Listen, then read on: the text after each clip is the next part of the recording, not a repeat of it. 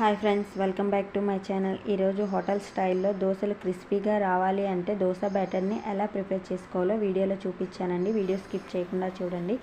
ఇక్కడ నేను 1 కప్పు దాకా మినపప్పును తీసుకున్నాను. అలానే 1/2 స్పూన్ మెంతులు, 2 టేబుల్ స్పూన్స్ శనగపప్పు యాడ్ చేసుకున్నానండి. మూడింటిని కలుపుకొని ఒక 2 టైమ్స్ వాష్ చేసుకోవాలి. వాష్ చేసుకొని వాటర్ యాడ్ చేసుకొని మినిమం 6 to 8 అవర్స్ నానబెట్టుకోవాలండి మినపప్పుని. అలానే 1 గ్లాస్ మినపప్పుకి 2 గ్లాసెస్ రైస్ తీసుకున్నాను. ఇది మిక్సీలో కనుక గ్రైండర్లో చేస్తే 2.5 దాకా రైస్ తీసుకోవచ్చు. రైస్ని కూడా వాష్ చేసుకొని మినిమం 6 అవర్స్ నానబెట్టుకోవాలండి. ఇప్పుడు మనం పప్పుని మిక్సీ పట్టుకొని ఒక 10 మినిట్స్ ముందు ఒక 2 గుప్పెళ్ళ అటుకులను తీసుకొని వాష్ చేసుకొని నానబెట్టుకున్నానండి. నెక్స్ట్ మిక్సీ జార్ తీసుకొని పప్పుని యాడ్ చేసుకొని కొంచెంగా వాటర్ యాడ్ చేసుకుంటూ మెత్తగా గ్రైండ్ చేసుకోవాలి. అలానే మరి ఎక్కువ వాటర్ యాడ్ చేయకూడదు. ఇక్కడ వీడియోలో చూపిస్తున్నాను కదా, అలా కన్సిస్టెన్సీ ఉండేటట్టు చూసుకోవాలి. నెక్స్ట్ అదే మిక్సీ జార్లో అటుకులను ఇంకా రైస్ యాడ్ చేసుకొని కొంచెం వాటర్ వేయాలండి. ఎక్కువ వాటర్ వేస్తే రైస్ నలగడానికి చాలా టైం పడుతుంది. కొంచెం వాటర్ యాడ్ చేసుకుంటూ గ్రైండ్ చేసుకోవాలి.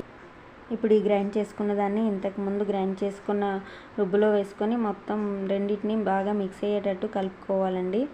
అలా కలుపుకున్నాక మూత పెట్టి ఇంకా నైట్ అంతా బయట పెట్టేయాలి, ఫర్మెంట్ అవ్వనివ్వాలి. ఇంకా నెక్స్ట్ డే మార్నింగ్కి అదేనేది డబల్ అవుతుంది. చూడండి ఎంత బాగా ఫర్మెంట్ అయిందో.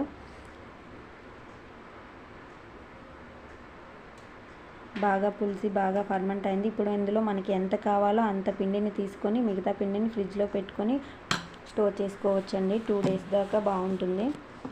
ఇప్పుడు నాకు ఎంత కావాలో అంత పిండిని తీసి పెట్టుకుంటున్నాను. ఒక బౌల్లోకి ట్రాన్స్ఫర్ చేసుకుంటున్నా.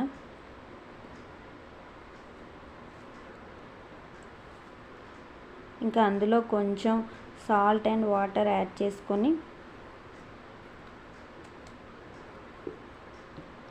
మిక్స్ చేసుకొని ఇంకా దోశలు వేసుకోవడమేనండి. దోశలు వేసుకోవడం కోసం స్టవ్ ఆన్ చేసుకొని ప్యాన్ హీట్ అవ్వనివ్వాలండి. కొంచెం ఆయిల్ యాడ్ చేసుకొని ఆనియన్తో మొత్తం ఒకసారి ఇలా రఫ్ చేసుకోవాలండి. మొత్తం ప్యాన్కి ఆయిల్ అంతా స్ప్రెడ్ చేసుకోవాలి.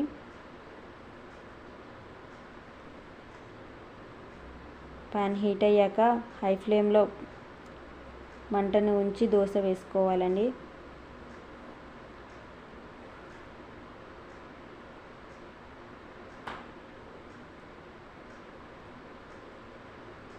పైనుంచి ఇంకా కొంచెం ఆయిల్ యాడ్ చేసుకోవాలి.